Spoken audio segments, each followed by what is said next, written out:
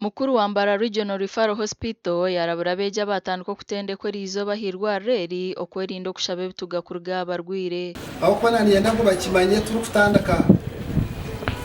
twaraga kutunga cyarga kutugo mu matu intani arire kituga yari kusi yagiha mu rwiri instekwa kumureba tuma isolating tumuyemo tumushororo mbandi abanze aryo mu system nejagar kamiyarga kutibye ko nababashabwa no kwerinda okosha ishaha mirimo kwarana hurumu rwengu na aino wese je unaza kugira mo kosha agwa matsiko gahwe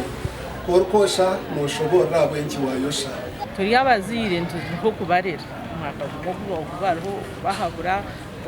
kubagambire cyashemeye bano bakora kandi ngo wakutunge kizibu ashemeye kwija akadushikira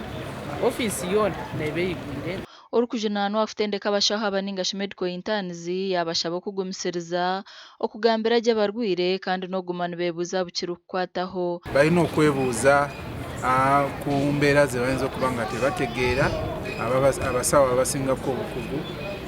bayino okugera obulungi n'abalwadde nga tebabakambuwalira ate nga babaho obujjanjabi bwetaaga mu budde obutuufu. Of course bani bakora emirimu yabo omwe emirimu neberi nyingi biza bamwe bagiramu oburemezi ningo obuzibu bwo kweyinamirira ningasho mu luzungu ekitukweta depression